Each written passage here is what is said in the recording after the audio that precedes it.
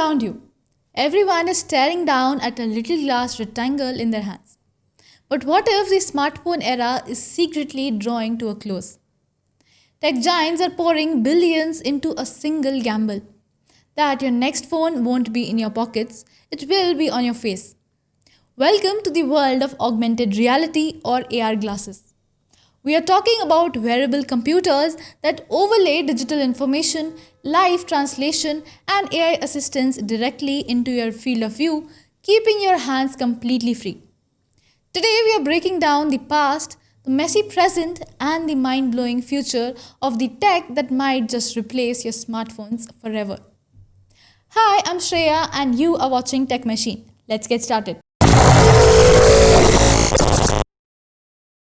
First, let's clear up something. Unlike virtual reality, which completely blocks out the real world to put you in a digital simulation, AR enhances reality. You still see the room you are standing in, but with digital layers on top. To pull this off, these tiny frames have to pack an insane amount of technology. It really comes down to three main systems: the display, the sensor, and the brain.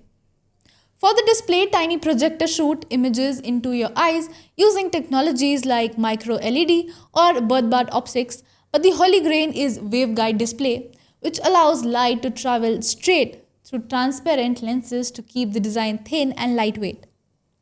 Next, a network of cameras, depth sensor, motion sensors, and eye tracking system constantly scan your surroundings to keep digital objects locked firmly in place when you move. Finally, the heavy processing data is handled by built-in chips, your smartphone, and cloud computing, with real-time AI increasingly doing the heavy lifting to understand your environment. This wasn't built overnight.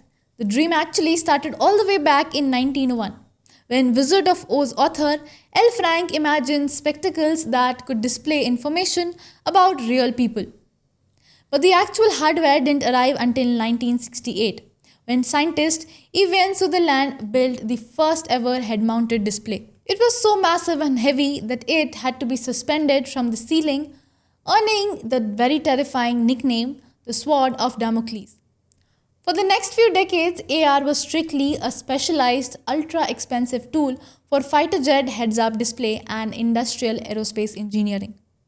Then came 2013 and the tech world shifted. Google Glass launched as the first major consumer experiment, offering a camera, notification, and voice commands. But it flopped due to its high price, limited battery life, and massive public privacy concern over its always-on camera. Even though it failed commercially, it proved that consumer AR glasses were officially possible. Fast forward to right now in 2026. The AR ecosystem is exploding, specifically with AR-powered glasses, taking center stage from leaders like Meta, Microsoft, Snap, Google, and Apple. Today, AR glasses have found massive success in enterprise environments. In hospitals, surgeons use them for real-time patient visualization, while logistic and manufacturing workers use them for instant warehouse navigation and equipment diagnostic. But for regular consumer, the tech is still facing four massive roadblocks. First, battery life. Second, display brightness. Third is weight. And fourth is privacy. Constantly rendering graphics and running AI model drains power fast, making all-day usage incredibly tough to achieve. Competing with direct outdoor sunlight remains a major engineering hurdle for displays, and consumer demand stylish, lightweight frames, which makes packing heavy hardware difficult.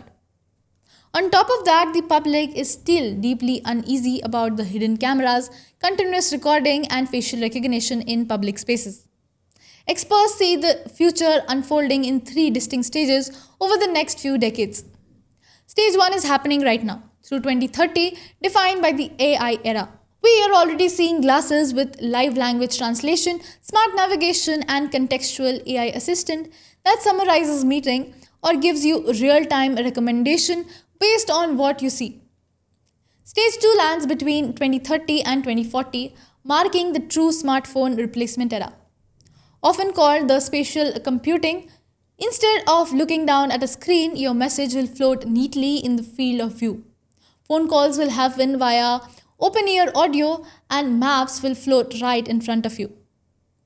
Finally comes stage 3 from 2040 to 2050, introduces the persistent digital world.